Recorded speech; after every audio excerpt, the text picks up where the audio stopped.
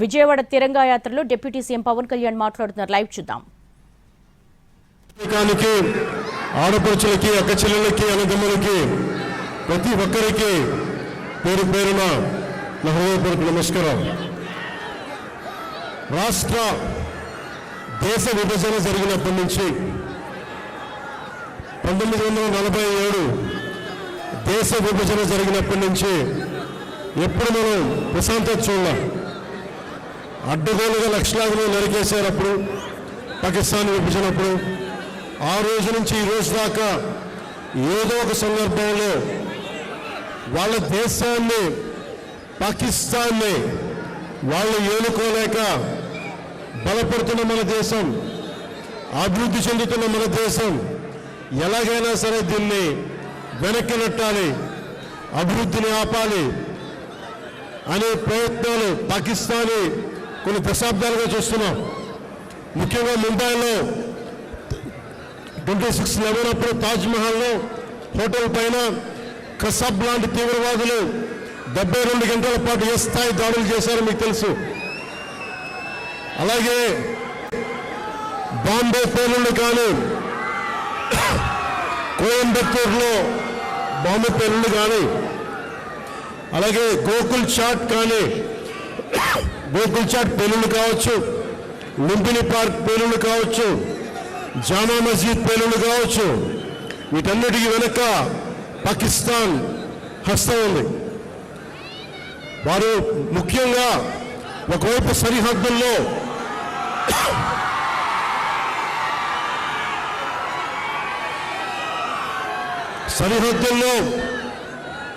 మనం ఈ రోజున విజయవాడలో కూర్చొని, ఆంధ్రప్రదేశ్లో కూర్చొని మనం ఇట్లా తిరగలుగుతున్నామంటే జమ్మూ కాశ్మీర్లో కానీ, హర్యానాలో కానీ, రాజస్థాన్లో కానీ, సరిహద్దు రాష్ట్రాలు ఏవైనా సరే ఇంత ప్రశాంతత ఉండదు.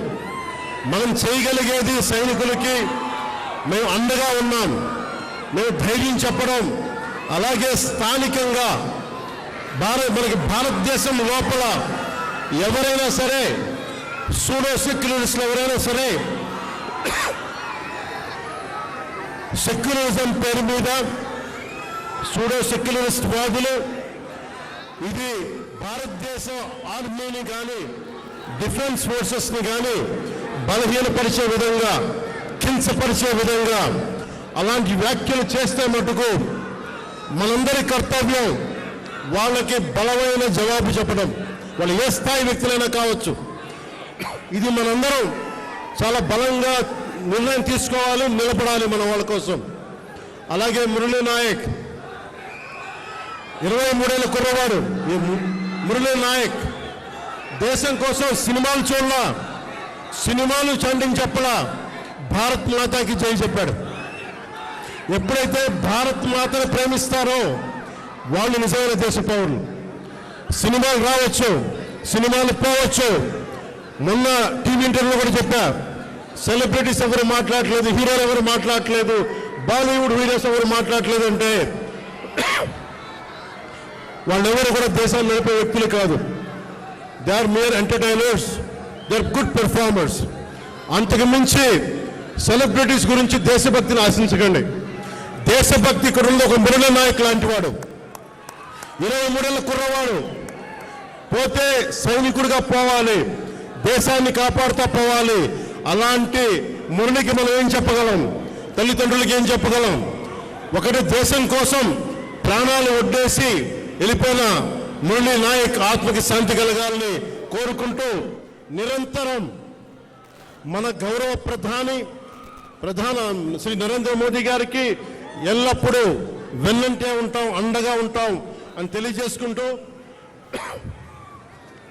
పాకిస్తాన్కి మనందరం మన భాషల్లో అన్నిట్లో కూడా ఒకటే చెప్పాలి, మీరు మా దేశం లోపలికి వచ్చి కొడితే మేము మీ ఇళ్లలోకి దూరొచ్చి కొడతాం. అదే సమాధానం వీళ్ళకి. ఎంతకాలం ఇది నయా భారత్, కొత్త భారతం, శాంతి శాంతి శాంతి, శాంతి కపోతాలు ఎగిరేయటం, శాంతి వచ్చే వాళ్ళు పనిచేయం. సహనం సహనం సహనం, సహనంతో చేతులు కట్టేశారు.